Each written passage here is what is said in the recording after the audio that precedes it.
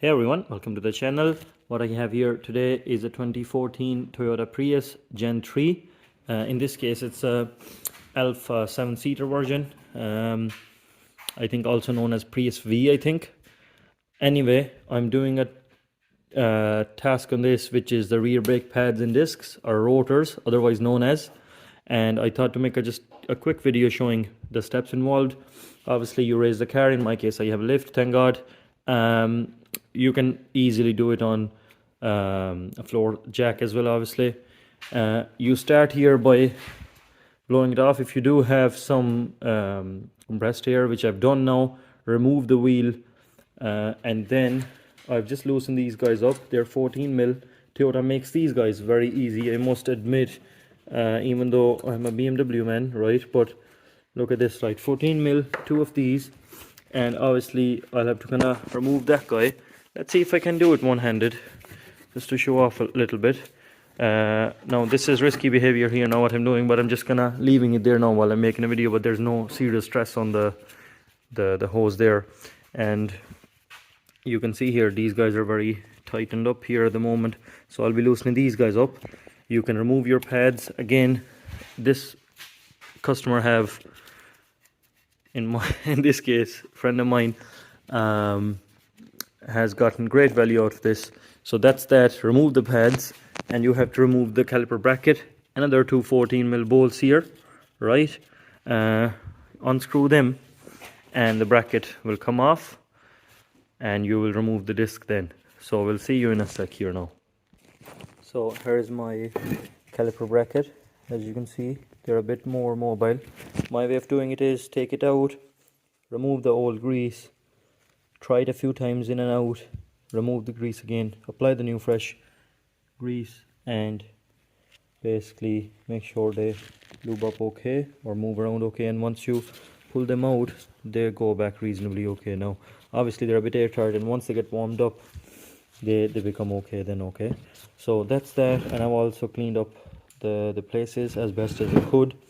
I don't apply copper grease there. I only do a little dab on the side of the actual pads, which I'll do that in a second. There you go, right? And what I'm going to do then is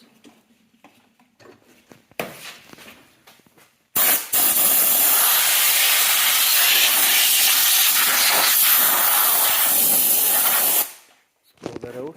Here's our new disc on, and just to the back of this I've done similar, just a little few smears of the copper grease, right? They just help the wheels not stick into it, right? I don't do any more than this. And what I do is, I don't think this is needed anymore, but it's just an old habit to give the surface of the braking area a bit of a clean as well. So I have the caliper bracket mounted. Let's tighten these guys up. Right, so that's that, and let me get the torque specs for this for you guys. Okay, so it is 42 foot-pounds or feet-pounds, and in the real world they're about 56 something Newton meters, right? So yeah, they're about 56.7 or 56.9 Newton meters. Let me try. Yeah, my electric ratchet does a lot of the work, I think, in this case. So all I have to do is, let's go again. Sorry for the shaky video. There you go, the satisfying clicks. This looks much better now. Right guys, I have the pads in. As you can see, I have very little, few dabs of the copper grease on the ears of the pads themselves, right? Because if you start applying to the actual shims, it just starts accumulating there, is what I find. Now it is time to compress this guy back. Now let me try something here now, something wild. No, I have to try the tool. This is the guy I use. Right, these guys on the Priuses don't take a lot of effort. Once they start going in, they actually go by hand as well. Maybe not with one hand, but earlier I tried and I was able to push it back. If you're doing with hands, it's a bit more gentle, I find. So I'm going to push that in, give this area a bit of clean, and a few dabs of copper grease here as well.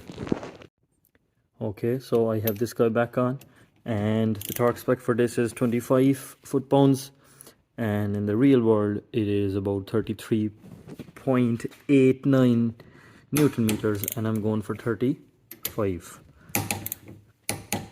There you go. And that should be it. I'm going to throw the wheel back on, and I think the Newton meter spec for that is 103 Newton meters. I know that off the top of my head.